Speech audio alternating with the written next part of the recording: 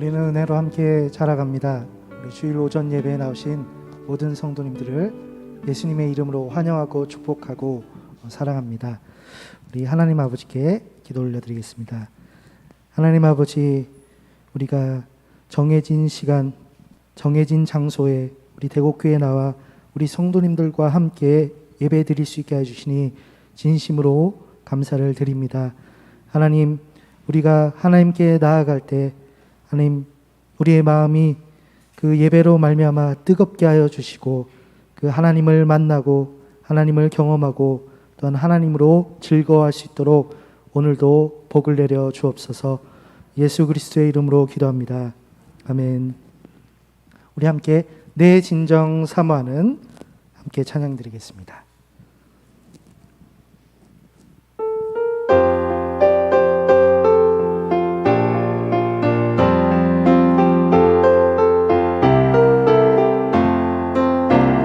내 진정 사모하는 친구가 되시는 구주 예수님은 아름다워라.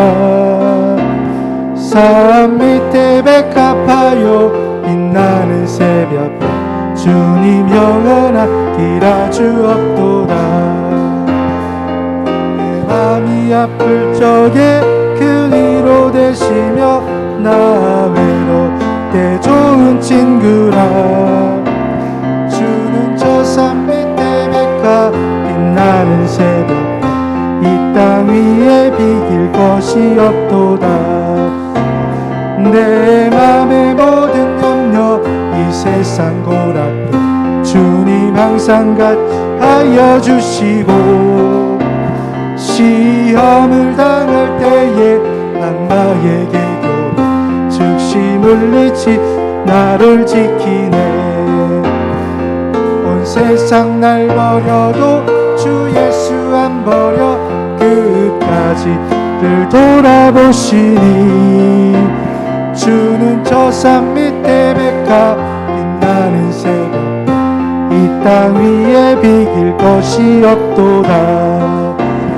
내 맘을 다하여서 주님을 따르며 길이 나 사랑하리니 물불이 두렵지 않고 장검도 거부 주는 높은 산성 내 방패시라.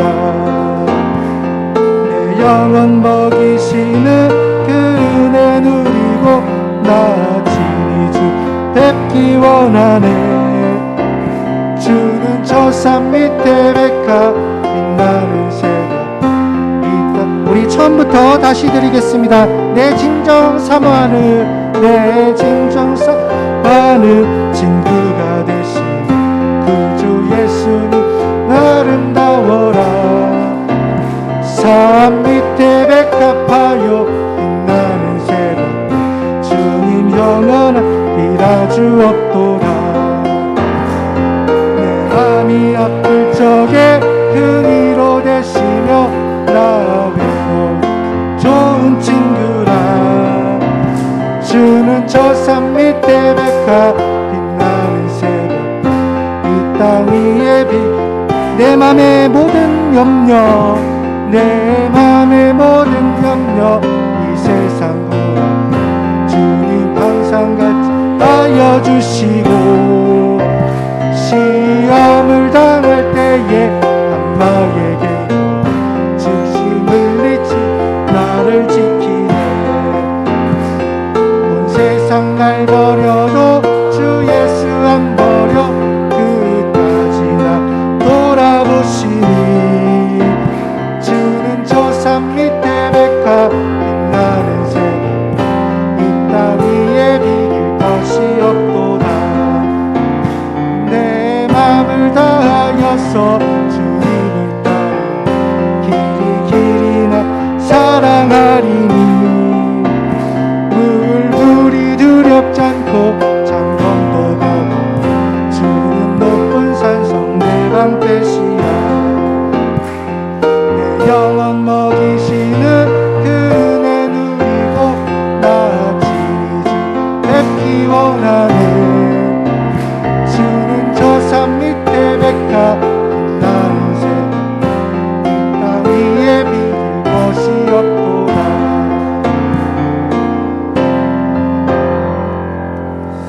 하나님은 우리를 언제나 사랑하고 계십니다. 우리 함께 예배를 위해 기도할 때 이 예배 시간이 하나님을 사랑하고 이웃을 사랑하는 예배 시간 될 수 있길 위해서 말씀 전해주시는 목사님과 그 말씀 듣는 우리 성도님들의 큰 은혜 위해서 함께 기도하겠습니다. 하나님, 우리가 하나님을 사랑하는 마음으로 이 예배 나아갑니다. 이웃과 또한 우리 성도님들을 사랑하는 마음으로 이 예배 나아갑니다. 하나님, 우리의 가장 첫째 되는 계명, 그 계명을 따라 우리가 나아갈 때 주님, 그 하나님의 그 풍성한 사랑 하나님 이 예배를 통해 나타내 주시고 또한 우리가 그 말씀을 통해서 또한 큰 사랑 우리가 또한 깨닫고 누리는 시간 되기를 원합니다. 말씀 전해주신 우리 목사님, 주님 힘과 능력과 권세를 더하셔서 주님 그 말씀 정말 그 예수 그리스도를 나타내며 그 예수 그리스도를 증거하실 수 있도록 하나님 함께하여 주옵소서. 말씀 전해주시는 또한 그 목사님도 그 말씀 듣는 우리 성도님들 주님 큰 은혜를 허락하여 주셔서 그 말씀이 우리 마음밭에 뿌려져서 열매를 맺는 데까지 정말 하나님이 우리의 복을 더하여 주시옵소서.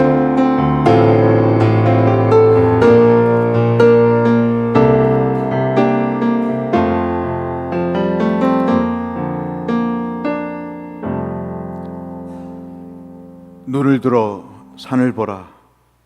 나의 도움이 어디서 올꼬? 천지를 지으신 여호와에게 소로다. 고백한 시인의 고백이 오늘도 우리의 신앙이 고백이 되어 우리를 도우시고 용서하시고 세우신 그 하나님 앞에 무릎을 꿇어 싸우니 높이게 하여 주옵시고 하나님의 거룩함을 드러내게 하실 뿐만 아니라 우리에게 영원토록 주시는 하나님의 은혜가 충만한, 그래서 우리가 살아나는 예배가 되게 하여 주옵소서. 세상의 모든 서름도 아픔과 원망도 주님 다 씻겨주시고 주님 만나는 기쁨으로 우리의 고단함까지 제하셔서 오직 하나님의 은혜가 강물처럼 흐르는 생명수 되시는 성령 하나님의 역사가 우리를 주장케 하여 주옵소서. 예수님 이름으로 기원하옵나이다. 아멘. 신앙 고백하겠습니다. 나는 전능하신 아버지 하나님, 천지의 창조주를 믿습니다. 나는 그의 유일하신 아들 우리 주 예수 그리스도를 믿습니다. 그는 성령으로 잉태되어 동정녀 마리아에게서 나시고 본디오 빌라도에게 고난을 받아 십자가에 못 박혀 죽으시고 장사된 지 사흘 만에 죽은 자 가운데서 다시 살아나셨으며 하늘에 오르시어 전능하신 아버지 하나님 우편에 앉아 계시다가 거기로부터 살아있는 자와 죽은 자를 심판하러 오십니다. 나는 성령을 믿으며 거룩한 공교회와 성도의 교제와 죄를 용서받는 것과 몸의 부활과 영생을 믿습니다. 아멘. 64장으로 하나님을 찬송하겠습니다.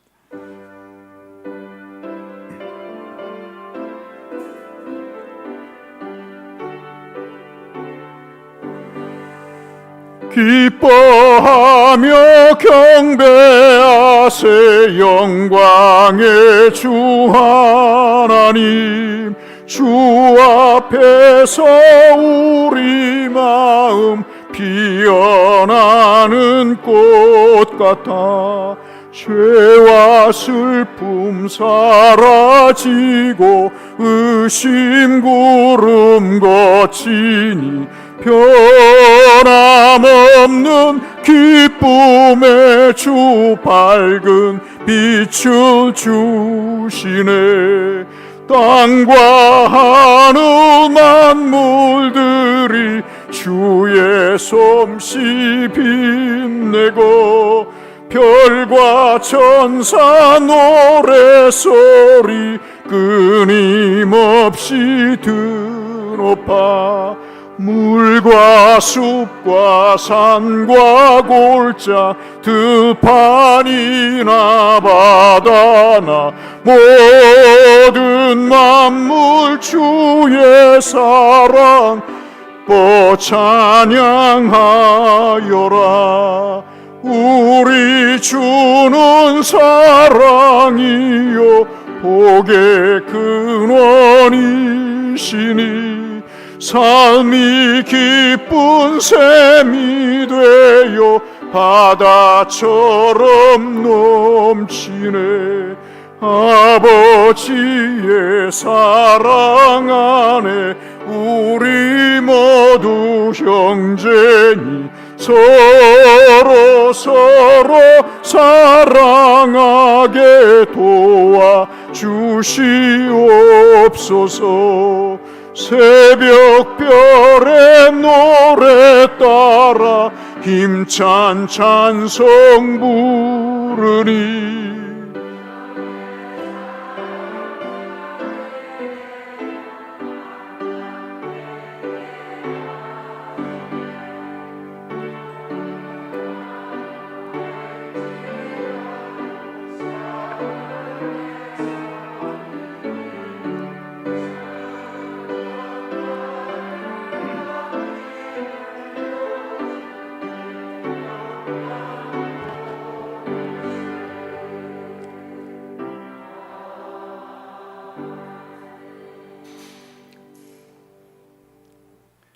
사랑과 은혜가 충만하신 하나님 아버지, 거룩한 주일 예배의 자리로 인도하여 주셔서 감사합니다.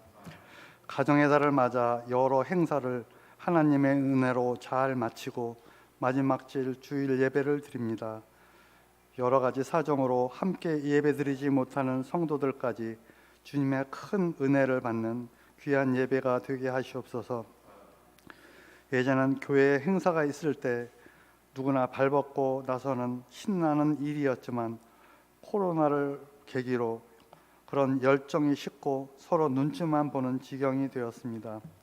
게으르고 소극적인 저희들 회개하고 다시 힘을 합치고 적극적으로 교회의 일에 나서는 주의 일꾼들이 많아져 활기차고 기쁨이 넘치는 공동체가 될 수 있기를 바랍니다. 길고 길었던 코로나 사태도 차차 진정되어 가고 큰 탈 없이 지날 수 있도록 보호해 주셔서 감사합니다. 혹시 대유행이 다시 찾아올지라도 지켜주실 줄 믿습니다. 교회를 위해 밤낮으로 애쓰시는 목사님, 늘 영육간의 강건함으로 붙들어 주시고 하나님께 드리는 기도마다 응답해 주셔서 맡겨주신 사역 감당할 때 모든 사람들로부터 존경받는 목사님으로 세워주시옵소서.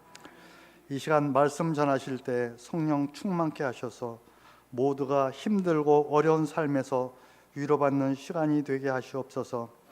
병든 자가 치료되며 경제적으로 어려움에 처한 성도들이 풍성해지며 더 많은 일거리를 얻게 하시옵소서. 코로나와 우크라이나 전쟁으로 경제 사정이 점점 나빠져서 하루하루 살아가기가 어려운 형편에서 속히 벗어날 수 있도록 역사하여 주시옵소서. 우리의 미래인 교회 학교를 이끌어 가시는 강도사님과 여러 선생님들의 사역에 함께 하시어 훌륭한 하나님의 일꾼으로 키워가는 교회 학교가 되게 하시옵소서. 어려운 여건에서 선교하시는 세계 각지의 선교사님과 그 가족들 건강과 안전을 지켜주시고 농어촌 교회와 미자립 교회의 목사님들의 사역에도 축복하여 주시옵소서. 묵묵히 교회와 예배를 위해 헌신하는 여러 봉사의 손길에 축복하여 주시옵고 이 예배의 순서마다 함께해 주실 줄 믿사옵고 우리를 죄에서 구원하여 주신 예수님의 이름으로 기도했습니다. 아멘.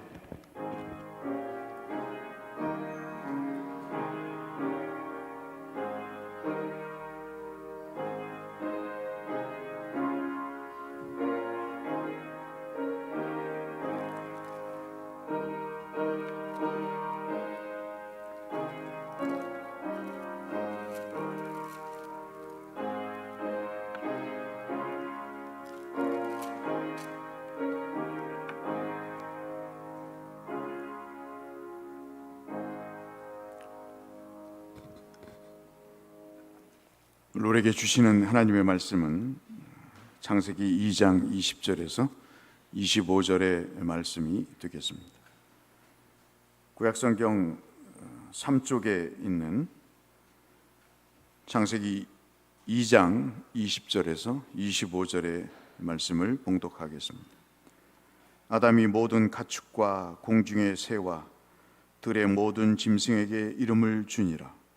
아담이 돕는 배필이 없으므로 여호와 하나님이 아담을 깊이 잠들게 하시니 잠들매 그가 그 갈빗대 하나를 취하고 살로 대신 채우시고 여호와 하나님이 아담에게서 취하신 그 갈빗대로 여자를 만드시고 그를 아담에게로 이끌어 오시니 아담이 이르되 이는 내 뼈 중에 뼈요 살 중에 살이라 이것을 남자에게서 취하였은즉 여자라 부르리라 하시니라. 24절부터 같이 읽겠습니다.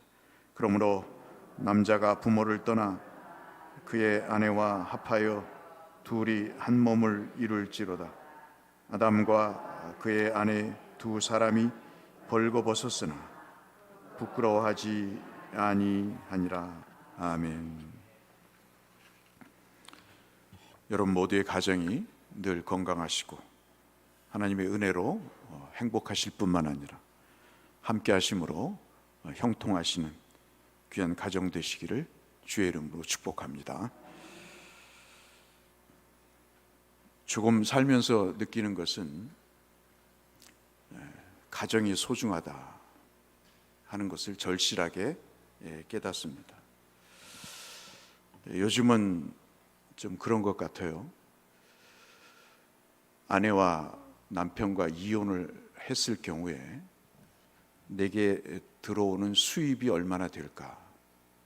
노령연금, 국민연금, 그리고 사적으로 든 연금을 합하면 한 250에서 300이 되겠지. 그러면 이 여자와 이 남자와 헤어져도 내 남은 여생 즐겁고 행복하게 살 수 있을 것 같다. 돈을 계산해서 관계를 정리하는 그런 일이 있긴 있지만, 그러나 우리가 나이가 들수록 가정에 대한 소중함은 이루 헤아릴 수가 없는 것이죠. 어느 국회의원의 아들이 늘 폭력적이고 약을 쓰고, 그래서 아무리 출세를 해도 그 아들이 가시 같아서 인생이 꽃이 피지 못하는, 아들이나 단속을 잘하세요 라는 그 한마디가 그 사람의 길을 못 피게 만드는, 아무리 수만 명의 교인을 목양하는 목사가 되었어도 아들이 딸이 범죄하고 그리고 세상의 지탄을 받을 때 그 목회가 목회답지 않는 목회가 되어버리는 것은 가정이 우리가 생각하는 것 이상의 것이기 때문이다 하는 것을 우리가 볼 수 있습니다. 기쁨이라고 하는 에덴에서 시작된 가정이 많이 아파하고 있습니다. 여러분과 저의 가정을 돌아볼 때 정말 에덴처럼 기쁜지요? 아내와 남편에게 사랑한다는 이야기를 언제 해봤는가? 선물 한번 제대로 준 적이 있는가?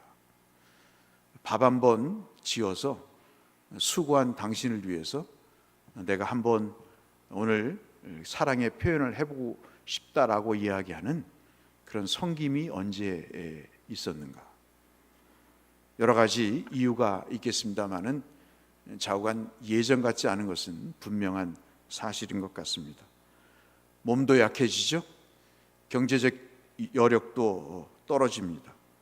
그런데 돌봐야 될 사람들은 많습니다. 명절이 되면 겁이 나죠. 손주들은 늘어나는데 준비해야 될 용돈은 많지가 않습니다. 노부모가 돌아가시지 않고 계셔서 돌봐야 됩니다.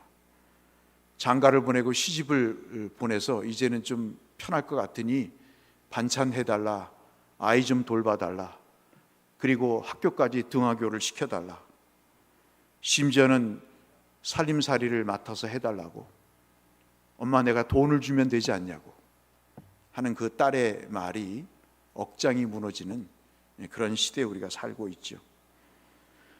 부부간에는 어떻습니까? 예전 같지 않죠. 말씀드린 대로 각방을 쓰는 것은 오래됐고, 그리고 독립하려는 자녀들은 호시탐탐 부모의 간섭과 곁을 떠나서 요즘 유행하고 있는 해방일지라고 하는 연속극이 유행한 것은 참으로 한편으로는 이해가 되면서도 또 한편으로는 묘한 쓰디쓴 감정을 불러일으키는 이유는 바로 이 자녀들의 독립이 어떻게 이해되어야 되는가에 대한 생각을 갖게 하기 때문이죠.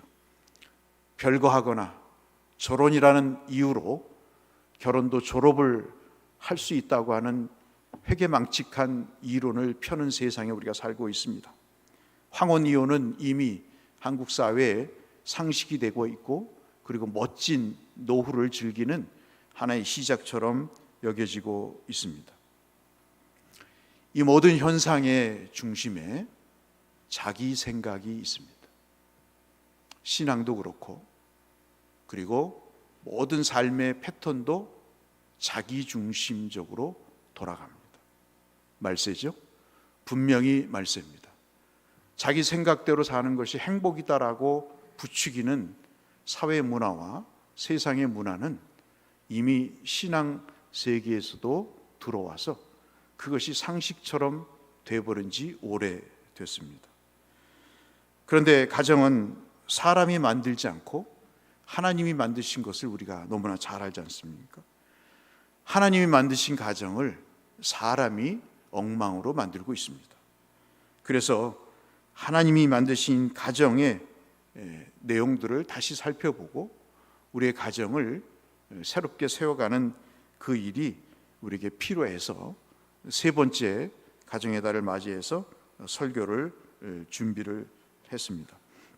오늘 본문을 잘 아시는 대로 하나님은 아주 부드러운 흙으로, 먼지라고 표현된 성경도 있습니다만은 아주 부드럽고 고운 흙이라고 하는 이 아파르라고 하는 흙으로 사람을 만드셨습니다. 이게 창세기 1장 26절과 28절의 말씀입니다. 그리고 그 흙덩어리인 사람에게 생기를 불어넣으셔서 살아있는 사람이 되셨다고 창세기 2장 7절에 말씀하고 있습니다. 그러니까 한 사람을 사람답게 만들고 그에게 가정의 가장 소중한 주제인 생명을 주신 것은 내가 아닌 하나님인 것이죠. 우리가 빨리 착각해서 돌아와야 될 내용은 가정이 왜 필요한가? 가정의 큰 핵심은 생명이고, 가정을 통해서 하나님이 아담에게 처음 주신 생명이 가정을 통해서 계속적으로 지속돼야 되기 때문에 그 생명을 거부하거나 그 생명의 연속을 부정할 권한은 인간에게 없다는 것이 창세기 2장에서의 말씀입니다. 그러니까 단순히 가정은 서로 눈이 맞아서 남녀가 쌍을 이루어서 짝을 이루어서 사는 공간이 아니라, 가정은 하나님이 주신 생명이 생육하고 번성하는 곳, 그것이 바로 가정이기 때문에 우리 마음대로, 우리 생각대로, 자기의 뜻대로 가정을 부정하거나 거부할 수가 없는 것이 바로 오늘 성경이 우리에게 말씀하시는 중요한 내용입니다. 하나님은 사람에게 생명을 주셨을 뿐만 아니라 일을 하게 하셨습니다. 하나님을 대리한 동산지기로 에덴을 관리하는 가장 역할을 하셨습니다. 일을 해야죠. 돈을 벌어야 됩니다. 어떤 형태든 일을 해야 됩니다. TV만 보고 라면만 끓여 먹고 그리고 잠만 자는 것이 가정의 역할이 아니죠. 하나님은 가장을 만드셔서 그 동산지기의 역할을 감당케 하셨습니다. 하나님은 그런 혼자 일하는 아담을 보시고 생각을 하시죠. 그것이 좋지 않게 여겼다. 그렇게 창세기 2장 18절에 말씀하십니다. 좋지 않다는 말씀은 보기 안 좋다는 말씀이 아니고 완전하지 않다는 말씀입니다. 혼자 있기 때문에 완전하지 않다는 말씀이죠. 하나님은 우리의 형상대로 우리의 모양을 따라 사람을 만들자 하셨습니다. 성부 하나님이 어느 순간 독단적으로 행하신 적이 없습니다. 성자 하나님이 성부 하나님을 거부하고 자신의 뜻대로 구속을 이루신 적이 없습니다. 성령 하나님이 성부 하나님과 성자 예수 그리스도의 뜻을 거역하고 구원의 완성을 위해서 독단적으로 행동하신 적이 없으시죠. 늘 삼위 하나님은 그렇게 합의하셔서 선함을 추구하셨습니다. 즉 온전함을 추구하셨습니다. 여기서의 선함은 도덕적으로 선한 의미가 아니죠. 여기서의 선함은 함께 합의해서 그 일을 추진해 가는 것입니다. 그러니 이 하나님을 믿는 사람은 자연적으로 괴팍할 수가 없는 겁니다. 독단적일 수가 없는 거죠. 자기 생각대로 살 수가 없는 것입니다. 생태적으로 그렇습니다. 우리가 제대로 예수를 믿으면 자기 생각이 있어도 조율하고 연합하고 그리고 함께하는 하나님이 기뻐하시고 온전하신 뜻이 무엇인가를 분별하는 그 일에 사람이 변해져 가게 되는 것이죠. 그래서 돕는 배필을 만드셨습니다. 그 돕는 배필을 하와로 정하시고 우리가 아시는 대로 불완전한 상태에 있는 아담에게 갈비뼈를 취해서 살을 붙여서 하와라고 하나님이 만드셨습니다. 여자가 없는 남자는 불안하죠. 우리도 흔히 이야기하지 않습니까? 호라비는 참 그렇다 하는 이야기를 하는 이유는 다 성경적인 근거에 있는 것입니다. 돕는 배필을 주심으로 인해서 이제 아담은 온전한 선한 사람이 된 것이죠. 부족함이 없고 불완전하지 않고 온전한 것입니다. 따라서 가정을 일구지 않는 삶은 불완전한 것이죠. 이것은 사견이 아니라 하나님의 말씀입니다. 세상이 어떻게 돌아가든 결혼하지 않는 것은 불완전한 것입니다. 하나님 보시기에 좋지 않은 것입니다. 이것을 우리가 받아들여야 되는 것이죠. 이 하나님의 말씀을 거부하면 하나님이 주시는 가정이라고 하는 기관을 통해서 주시는 행복을 우리가 박차버리는 것입니다. 하나님께서 아담을 깊이 잠들게 하신 후에 옆구리에서 갈비뼈를 취해서 살을 붙여서 하와를 만드신 것은 바로 그 여자의 기원이 남자였다는 것이죠.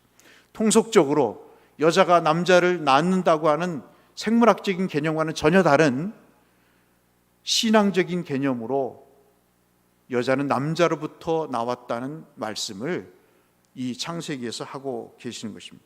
창세기 2장 23절에 아담이 이 하와를 보고 내 뼈 중에 뼈요 살 중에 살이로다 하는 이야기는 그때 당시에 가장 극찬한 사랑의 고백일 뿐만 아니라 이 하와라고 하는 여자라고 하는 이 의미는 남자와 비교해서 여자이기 때문에 남자와 여자는 불가분의 관계라고 하는 고백이 바로 뼈 중에 뼈요 살 중에 살이라고 하는 것입니다. 그래서 남자로도 불안하고 여자라도 불완전해서 남자와 여자가 하나로 연합될 때 온전함을 성경은 이렇게 말씀을 하고 있는 것이죠. 이러한 시각에서 여자는 남자와 한 몸인 것입니다. 이것이 마가복음 10장 9절과 마태복음 19장 6절에 주께서 짝지어 주신 것을 임의로 사람이 나눌 수가 없다는 말씀을 하신 것은 바로 여기에 근거한 것이죠.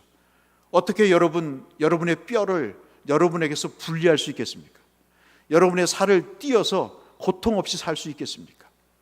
이것은 분명히 하나님께서 우리에게 육체적으로 느끼게 하실 뿐만 아니라 정신적으로 영적으로 하나님이 느끼게 하시는 아주 기묘하고 신묘막측한 하나님의 창조의 내용인 것이죠. 특별히 우리가 눈여겨봐야 될 대목은 창세기 2장 22절에 나와 있는 것입니다. 하와를 만드신 다음에 아담이 마치 신부의 손을 신부의 아버지가 잡고 식장에 들어가듯이 하와의 손을 잡고 하나님이 아담에게로 이끌어 가십니다. 왜 신부의 아버지가 신부의 손을 잡고 신랑에게로 자기의 딸을 인도할까요? 이미 창세기에 나와 있는 내용입니다. 창세기 2장 20절에 이끌어 오시니 그랬습니다. 하나님이 짝을 지어주신 것이죠. 자기들이 만난 것이 아니라 하나님이 만나게 하신 것입니다. 그렇기 때문에 가정은 오고 가다가 만난 것이나 누구의 소개로 만난 것이나 남녀가 애정만으로 만난 것이 아니라 하나님의 손에 이끌려 만나게 됐다는 중요한 신앙적인 내용을 이 말씀을 통해서 우리가 확인할 수 있는 것이죠. 이것이 가정입니다. 이것이 결혼인 것이죠. 잊지 말아야 할 중요한 사실은 최초의 가정 중심에 하나님이 계셨다는 사실입니다. 두 사람을 만드신 분도, 만나게 하신 분도, 행복하게 하신 분도 하나님이라는 사실을 이 짧은 구절에서 다 증명해 보이고 계시는 거죠. 그러므로 오늘 우리의 가정의 위기는 하나님이 빠져버린 데 있습니다. 여러분 가만히 한번 생각해 보세요. 우리의 가정에 여러 가지 불합리한 문제들의 발생의 근본적인 이유가 뭘까? 부부간에도 하나님이 없는 거죠. 돈만 벌어오면 돼. 살림만 잘하면 돼. 여자가 밥만 하고 빨래하면 잘하면 되지. 청소 잘하면 되지. 무슨 간섭이 그렇게 많아? 남편이 뭐야? 돈만 벌어오면 되지. 나는 당신에 대한 마음 딱 한 가지밖에 없어. 돈만 벌어와. 돈만 벌어오면 내가 모든 걸 다 용서해 줄게. 하나님이 없죠. 존경하는 마음도 사랑하는 마음도 없습니다. 하대하는 것은 옛날 얘기고 심지어는 폭행까지 행하죠. 하나님이 온데간데 없습니다. 이러한 가정 속에서 우리가 어떻게 다시 신앙으로 장로님 기도하신 대로 여러 가지 것이 회복이 되어야 되지만 특별히 우리 가정이 회복이 되어야 되는가? 그래서 지금 책을 만들고 있습니다. 장로님들께 협조를 구해서 돈이 들더라도 책을 만들어서 죽기 전에 여러분에게 가정이 무엇인가를 좀 알려드리고 싶습니다. 4편의 설교와 함께 그 가정에 관한 성경의 여러 내용들을 종합을 해서 4편의 설교와 그리고 성경에서 말씀하시는 가정의 내용들을 성경 구절과 그 내용들을 여러분에게 드릴 테니 여러분 정말 가정을 위해서 간절하게 기도하세요. 성경과 그 책을 붙잡으시고 하나님 앞에 간절하게 기도해 보세요. 정말 여러분에게 복이 있을 것입니다. 여러분의 후손에 하나님이 대대 만대의 복이 있으실 것입니다. 제발 우리 대곡교회만이라도 가정을 파괴하고 가정을 붕괴시키는 그런 일이 아닌 가정을 세우고 하나님의 복되고 건강한 가정을 일구어 가시는 그런 시작을 우리가 했으면 좋겠다는 간절한 바람이 저에게 있는 거고 우리를 향하신 하나님의 뜻이 또 가장 중요한 내용이 아닐까 싶습니다. 여러분의 은혜가, 에게 주시는 은혜가, 이 은혜가 참으로 가득하시기를 주님의 이름으로 축복합니다. 그 가정을 위해서 우리가 무엇을 해야 될까요?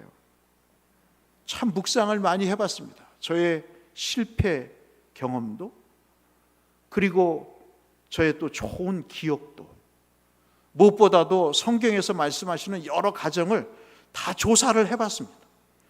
굉장히 많더라고요. 실패한 가정, 성공한 가정, 어정쩡한 가정, 누구에게 휘둘리는 가정, 하나님을 굳게 믿고 따르는 가정, 정말 그 66권 중에 무수히 많은 그 가정들이 있더라고요. 어떤 가정은 성경을 많이 차지하고 이야기하는 가정, 어떤 가정은 단 2줄만 나오는 가정, 한 단어만 나오는 가정, 그러면서도 그 가정이 복된 가정이라고 기록되는 가정. 그 가정을 기억하면서 어떤 가정을 우리가 세워가야 될까? 첫 번째가 사랑의 고백이 있는 가정입니다. 하나님이 아담에게 하와를 만들어 주시고 앞서 말씀드린 대로 하와의 손을 이끌고 오셨습니다. 아담이 그 하와를 봅니다.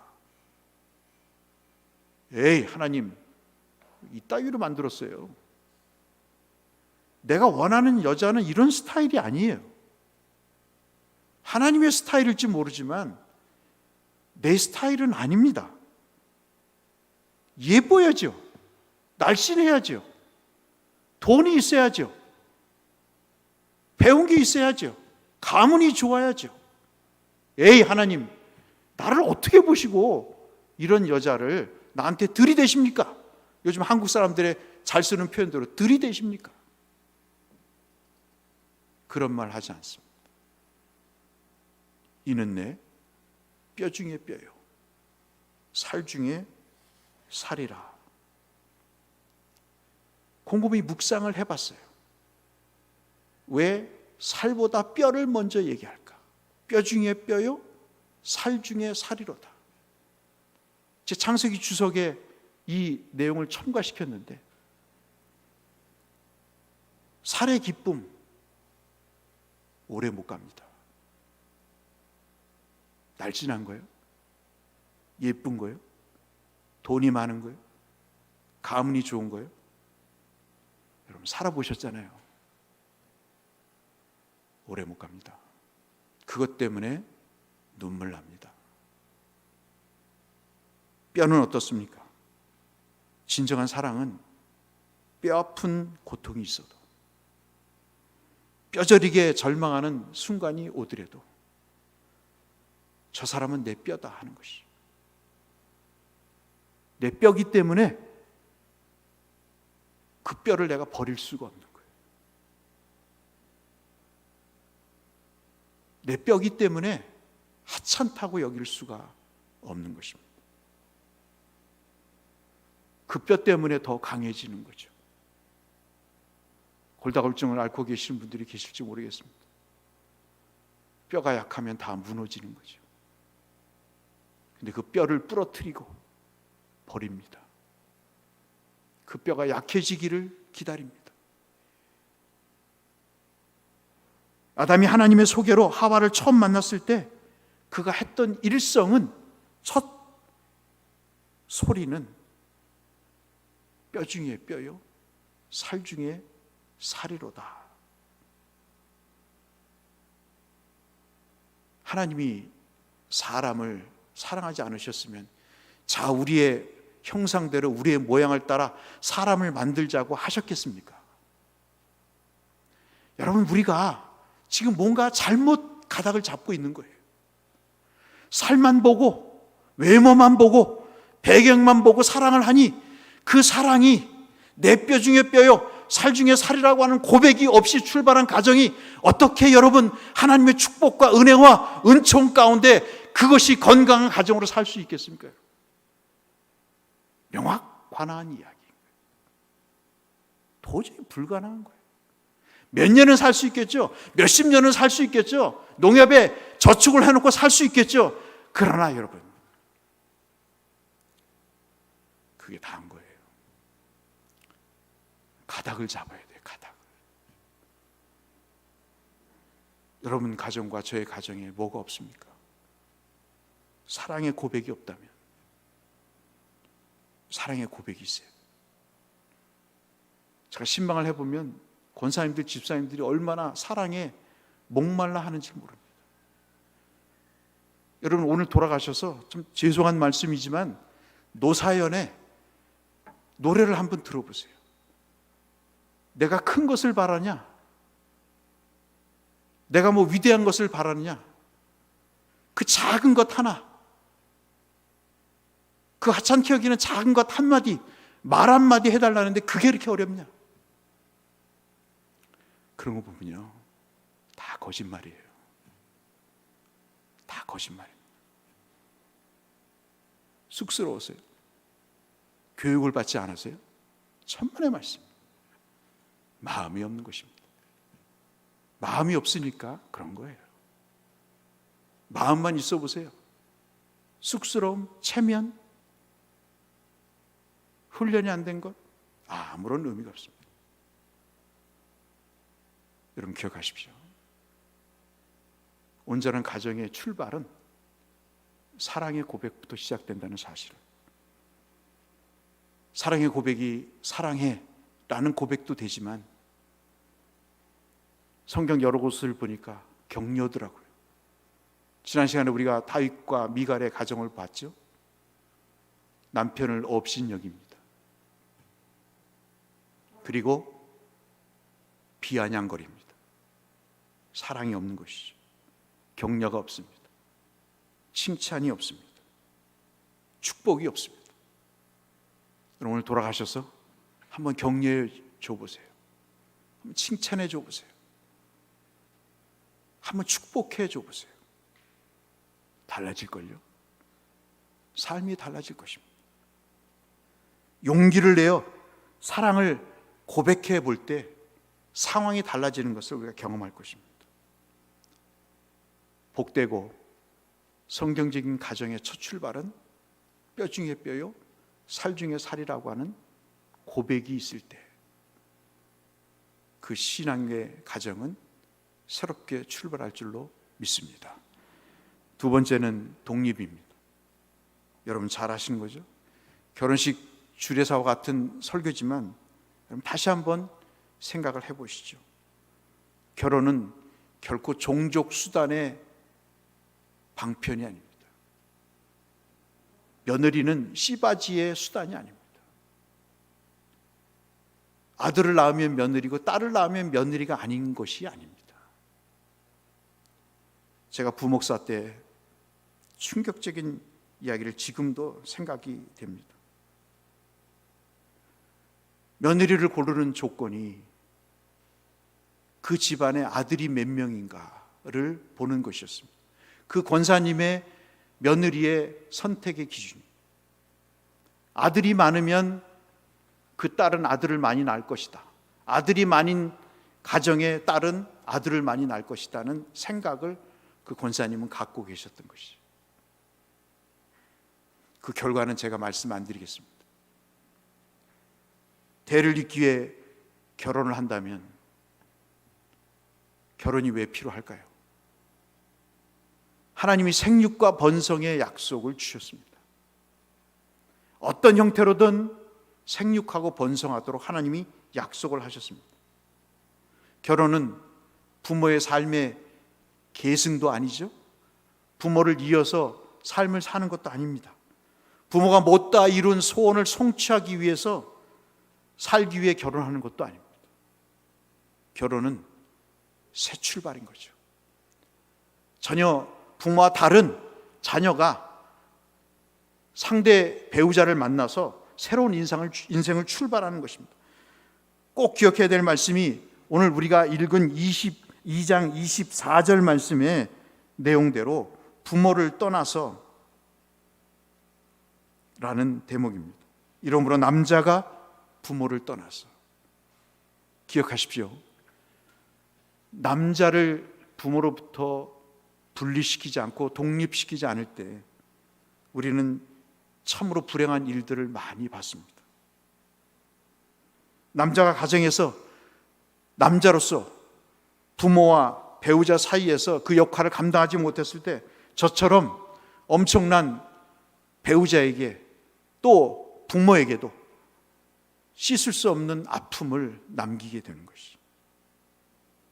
참 지나온 내용들을 살펴보면요, 곰곰이 성경과 비교해서 보면 그때 왜 그랬을까 하는 생각들이 가슴을 치고 후회할 정도로 만드는 일들이 주마간산처럼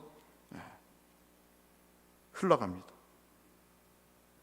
성경은 결혼하는 순간부터 독립을 적용할 것을, 독립을 실천할 것을 말씀을 하고 있습니다. 실수의 가능성이 있겠죠. 참 애틋한 마음도 있습니다. 섭섭한 마음도 있죠. 잘 살 수 있을까? 우리 부모도 우리를 향해 그랬습니다.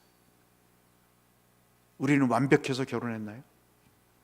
우리는 돈이 충분해서 결혼했나요? 세상에 냄비도 없어서, 숟가락 젓가락 몽둥이도 없어서 냄비 하나, 국솥 하나, 밥그릇 살 돈도 없어서 그렇게 월세부터 시작을 했잖아요. 제가 부모가 돼 보니까 아직 출가는 안 시켰습니다마는 이해가 되더라고요. 여쭤봤어요. 결혼을 시키니까 어떠세요? 어떤 분은 섭섭함도 있다는 분도 계십니다. 저거 내가 도와주지 않으면 안 되는 그러한 마음이 굴뚝 같다는 말씀도 하신 분도 계십니다. 근데 섭섭해도, 간섭하고 싶은 생각이 굴뚝 같아도, 돕고 싶은 마음이 있어도 절제해야죠. 저는 산후 우울증만 있는 줄 알았습니다. 자식을 출가시켜 놓고 결혼 우울증도 있더라고요. 그걸 몰랐습니다. 부모들이 그렇게 우울증을 겪는지를 몰랐습니다. 어느 순간 같이 부딪히며 살았던 아들과 딸이 그 자리에 없는 거예요. 그리고 어느 순간 보니까 둘이 부둥켜 안고 부모에게 한 번도 해주지 못한 애정 표현을 하면서 그렇게 사는 모습에 섭섭함이 밀려옵니다. 쟤들이 저렇게 동분서주하는데 아유 내가 도와야지 하는 마음이 생기지 않을 수가 없는 것이죠. 그럼에도 불구하고 죽이 되든 밥이 되든 그들이 살 수 있도록 해야 되는 것이 성경의 말씀입니다. 이 말씀을 길게 안 드려도 여러분 너무나 잘 아실 겁니다. 반찬을 해줘도 고맙다고 하던가요? 어느 날 쓰레기통에 해준 반찬이 곰팡이가 슬어서 내등댕이 친 경우들을 우리는 수없이 봤습니다. 냉장고 문을 여는 어머니에게 어머님 다시는 우리 집에 오지 마세요라는 소리를 뒤통수에 대고 들어야 되는 그런 현실을 우리는 직면해 본 적이 있습니다. 아파트의 비밀번호를 바꿔서 다시는 아파트에 들어올 수 없도록 아들네 딸네 집에 가려면 전화를 해서 예약을 해야 되는 웃지 못할 현실 속에 우리가 지금 살고 있지 않습니까? 그러니 더더욱 성경은 독립시키라고 말씀하고 있습니다. 여러분 꼭 우리가 이것을 실천해서 우리 귀한 자녀들이 성경적으로 가정을 일구어갈 수 있도록 그래야 더 하나님을 의지하지 않겠습니까? 그런 은혜가 있기를 주의 이름으로 축원합니다. 세 번째는 아내와의 연합입니다. 제가 지난 주일 오후 예배 때 세상에 유혹이 많아서 우리를 흔들리게 하는 일들이 너무나 많다. 그럴 때 말씀으로 돌아가셔야 됩니다. 그리고 하나님의 첫사랑을 기억하셔야 됩니다. 그리고 해야 될 일을 생각하셔야 된다는 말씀으로 흔들리는 내 자신을 붙잡으시라는 원리의 말씀을 드렸습니다. 그것과 관련해서 오늘 본문의 말씀은 그 아내와 연합했다 그랬습니다. 여러분 기억하십시오. 아내 중에 하나와 연합한 게 아닙니다. 여인 중에 하나와 연합한 게 아닙니다. 그 아내와 연합했다 그랬습니다. 사별을 하면 어떻겠습니까? 어쩔 수 없는 거죠. 존재하든 존재하지 않든 그 남편은 내 남편이고 그 아내는 내 아내인 것입니다. 오늘 성경 말씀은 연합했다는 말을 씁니다. 어떠한 누구도 무엇도 들어올 수 없는 그 틈으로 들어올 수 없는 그 틈이 없어서 완전히 붙어있는 상태를 이야기합니다. 연합은 삶의 배경이 다 다르죠. 가족 환경도 습관도 가풍도 물질을 쓰는 습관도 인간관계도 다 다르기 때문에 맞춰가는 것이 연합입니다. 그럴 때 잘 붙는 겁니다. 여러분 뭔가를 붙이실 때 무턱대고 붙이시나요? 잘 살피시잖아요. 이것이 잘 붙는지 안 붙는지 살펴서 붙이시잖아요. 결혼도 그렇지 않습니까? 서로 맞춰갈 때 잘 붙는 것 아니겠습니까? 두 번째는 연합이 무슨 의미일까요? 상대방을 이해하고 공감할 때 붙지 않겠습니까? 여러분 두 이질적인 물질이 붙을 때 그 사이에 먼지나 녹이나 모든 이물질이 있으면 잘 안 붙듯이 그것을 제거해야 되지 않겠습니까? 그 제거하는 것이 뭘까요? 상처가 있어도 이해하고, 아픔이 있어도 용서하고, 못난 구석이 보여도 공감을 하는. 제 친구 말씀을 드렸잖아요. 몇 년을 사귀었는데 어느 날 친구들에게 자기 여자친구를 소개하는데 여자친구가 무슨 탕을 같이 먹었는데 웃다가 고춧가루가 윗니에 낀 것을 그대로 드러내는 모습을 보고 자기를 창피 줬다고 세상에 7년을 사귄 여인과 헤어지는,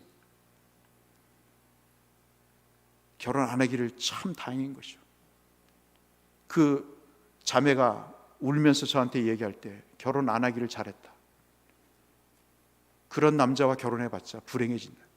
내 친구지만. 여러분, 잘 붙기 위해서는 이물질이 제거되지 않으면, 상처라고 하는, 아픔이라고 하는, 서로 맞지 않는, 그래서 빚어지는 갈등이 해소되지 않는 한 어떻게 그게 잘 붙을 수 있겠습니까? 그러니 상대방에 대한 이해와 공감이, 그런 노력들이 얼마나 필요하겠습니까? 그것이 바로 연합일 것이고, 세 번째, 주부에도 말씀드렸다시피 그것은 바로 말씀을 드린 대로 모든 갈등을 해소하는, 모든 상처와 아픔들을 치료하는, 그러면서 용서하고 화합하는 그런 노력일 것입니다.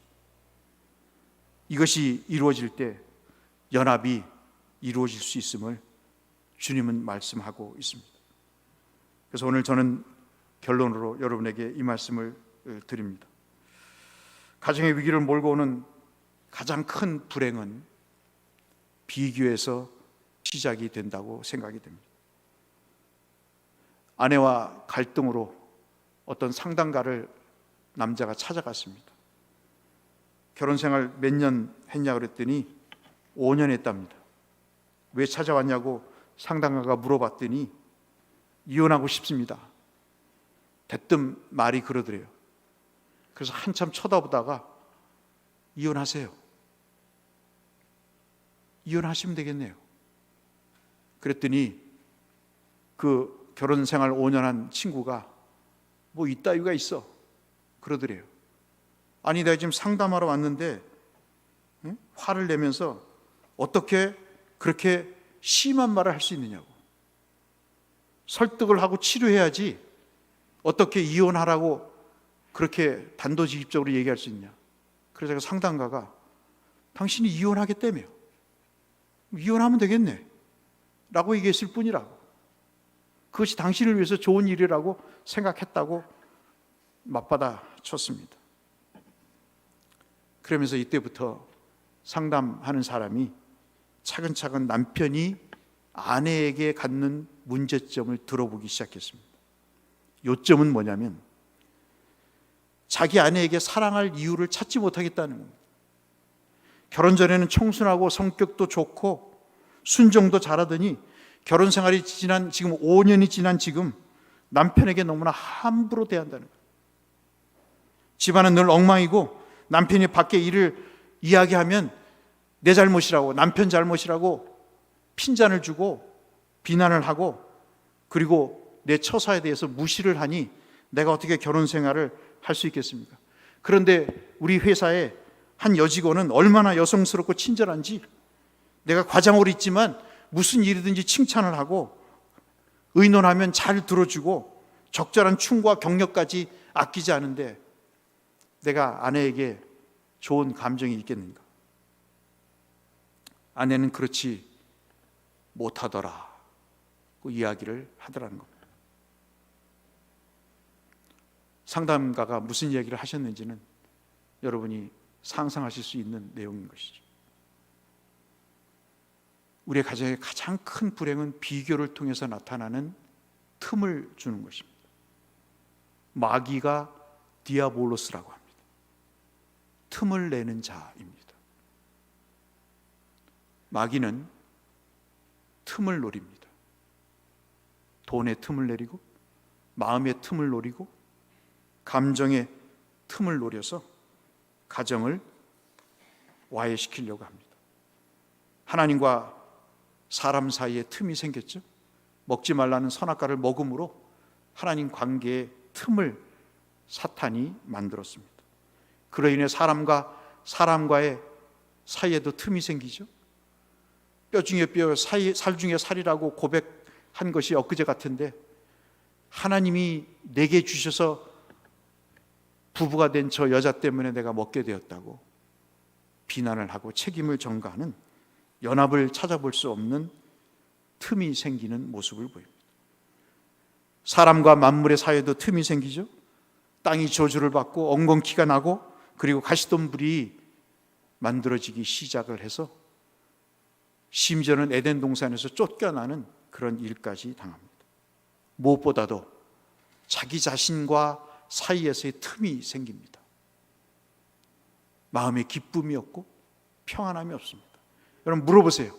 못된 짓 하는 남녀들에게 물어보세요. 즐겁냐고. 분명히 한쪽에는 캥기는 것이 있습니다. 이래서는 안 되는데 알면서도 그게 더 즐거운 거예요. 자기 자신의 기쁨이 없습니다. 평안이 없습니다.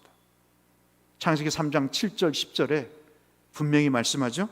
두려움과 숨음이 있는 것이죠.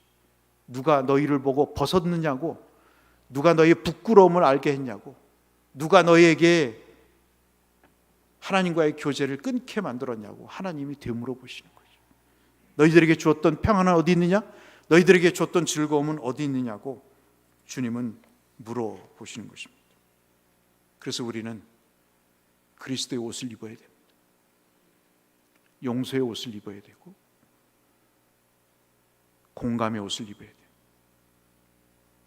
그리고 받아주는 옷을 입어야 됩니다. 이게 그리스도의 옷입니다. 참 세상이 너무 잘못된 가닥을 잡아가고 있는 것 같습니다. 정말 간절히 바라기는 이 말씀들을 기억하시면서 다시 우리의 가정, 우리 자녀들의 가정, 특별히 비혼을 생각하고 결혼을 부정적으로 생각하는 우리 청년들에게 호소하고 싶습니다. 가정은 하나님의 축복이요 선물입니다.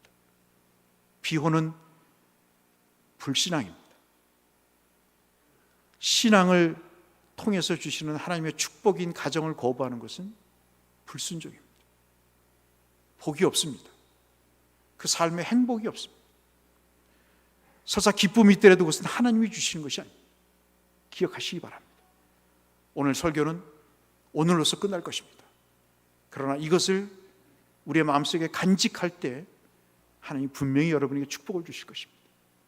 사랑하는 성도 여러분, 말씀으로 가닥을 잡으시고 오늘 들은 말씀 중에 그리고 책자를 통해서 우리 가정에 어떤 가닥이 잡혀 있지 않은가 생각하시면서 그것을 놓고 기도하실 때 하나님이 우리 가정을 외면하시겠습니까?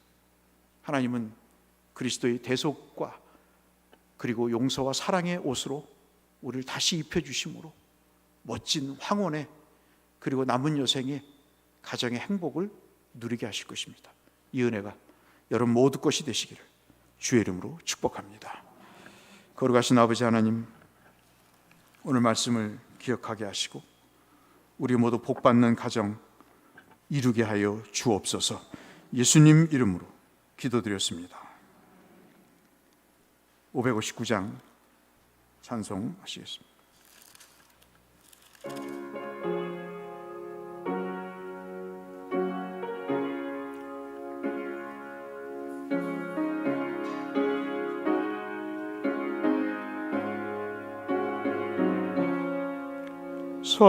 사철의 봄바람 불어있고 하나님 아버지 모셨으니 믿음의 반석도 든든하다.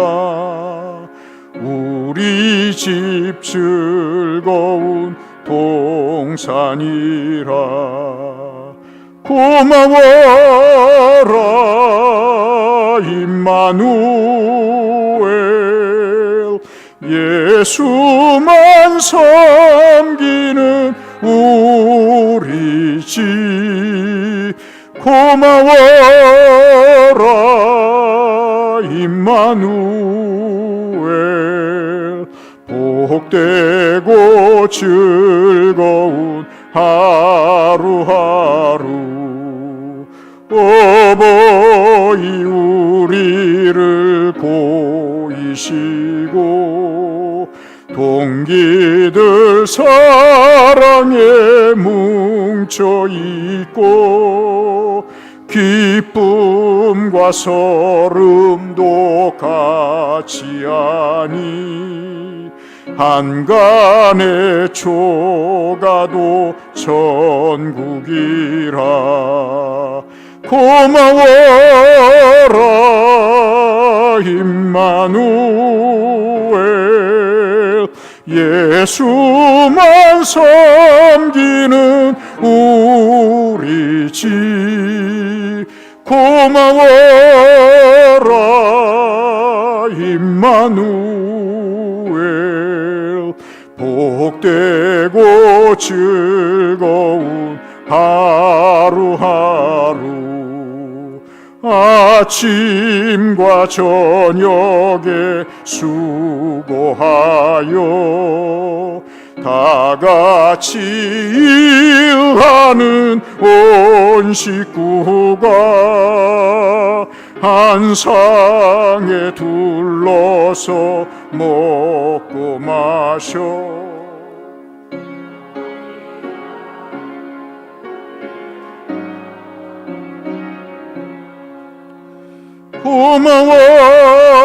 고마워라 임마누엘 예수만 섬기는 우리 집 고마워라 임마누엘 복되고 즐거운 하루하루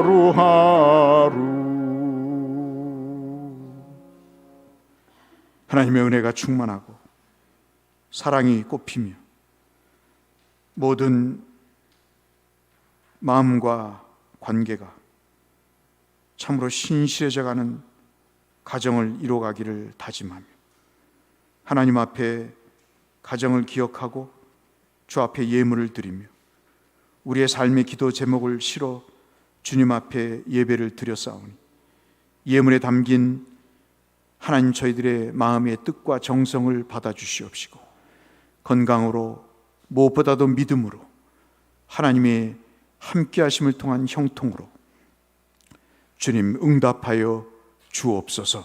하나님의 나라가 확장되게 하시고 교회가 우리 모든 성도들의 살림이 더 든든해져 갈 수 있도록 우리의 지경이 넓어지는 역사가 있게 하여 주옵소서.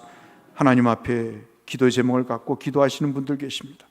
마음의 아픔과 간절함을 담아 주님 앞에 구하는 기도의 제목을 기억하시고 하나님 부르실 때마다 기쁨의 응답으로 함께 하셔서 나와 동행하신, 나와 함께 하시고 나를 들어주시고 나를 이끌어 주신 하나님을 찬양하는 승리의 고백이 우리 대곡교회 모든 성도님들의 삶의 고백이 되게 하여 주옵소서.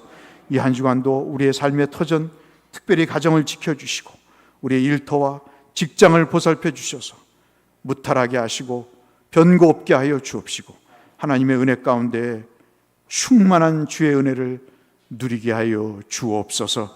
선교사님들과 위자료교회 농어촌교회 목사님들 기억하시고 하나님 아버지 저희들이 힘을 다해 지원할 때 하나님 나라가 확장되고 생명의 근원이 시작이 되는 열매 맺는 삶의 구원의 장소가 되게 하여 주옵소서. 예수님 귀하신 이름으로 축원하옵나이다. 아멘. 광고 말씀 드리겠습니다. 양태희 권사님이 이번 주에 소천하셔서 이틀 만에 장례식을 치르고 화장을 해서 안장을 했습니다. 박길래 권사님 참 딸 이상으로 그동안 오랫동안 뒷바라지를 하시고 자기 부모 모시는 것도 쉽지 않은데 참 정신이 혼미한 그분을 끝까지 그렇게 최악의 조건 속에서 섬겨오셨습니다. 예배 끝나시면 박길래 권사님 많이 위로해 주시고 하나님 앞에 큰 상급을 받을 수 있도록 그렇게 축복해 주시면 감사하겠습니다. 예배 끝나고 당회로 5월 당회로 모이도록 하겠습니다. 지난번 마스크를 주신 장로님께서 선크림도 주셨는데 이제 여름이 본격적으로 시작이 돼서 여러분에게 선크림을 하나 나눠 드릴 것입니다. 여러분 꼭 받아가셔서 여름에 유용하게 쓰시기를 부탁을 드립니다. 다음 주 재직회 때문에 이남전도 원래에는 6월 19일 셋째 주로 11시 예배로 조정을 하겠습니다. 그리고 이번 주 토요일 날 6월 4일이 될 것 같습니다. 일남전도의 야유회가 계획되어 있습니다. 일남전도 회원 여러분께서는 함께 참여해 주시기를 부탁드립니다. 우리 다 같이 일어나셔서 찬송하시고 축도로 예배를 피하도록 하겠습니다.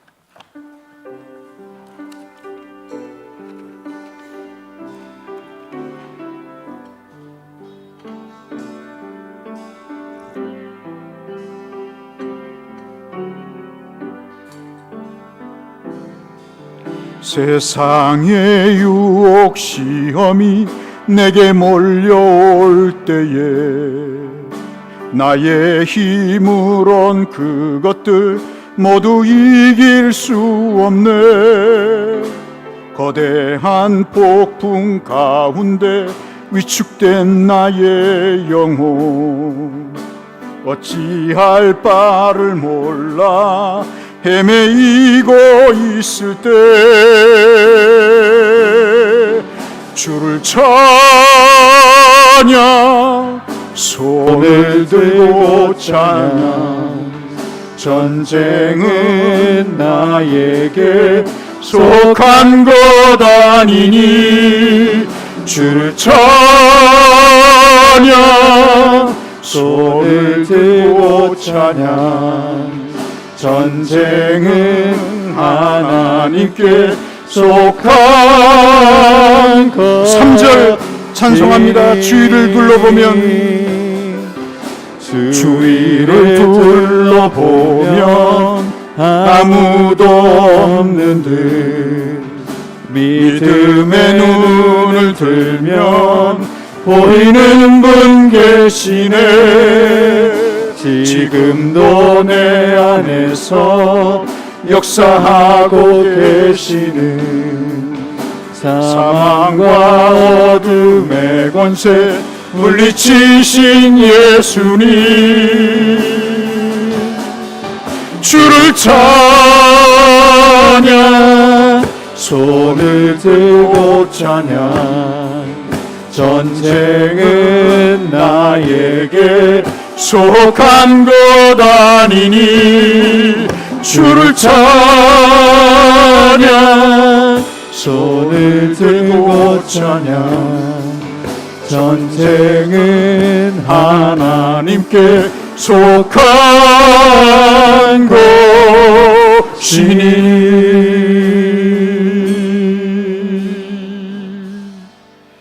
지금은 우리 주 예수 그리스도의 십자가의 구속의 은혜와 독생자를 아낌없이 내어주시는 하나님의 신실하신 사랑하심과 우리가 어떻게 살든 우리의 구원을 위해 지금도 우리 속에 임하셔서 우리를 믿음으로 이끌어 가시는 성령 하나님의 역사 교통하심, 가정의 행복과 축복을 가닥을 잡아 믿음으로 이루어가며 하나님이 예비하신 복과 은혜를 누리기를 마음에 다짐하신 사랑하시는 모든 믿음의 식구들의 심령 위에, 특별히 우리 대곡교회 위에 이제로부터 영원토록 함께 계실지어다. 아멘.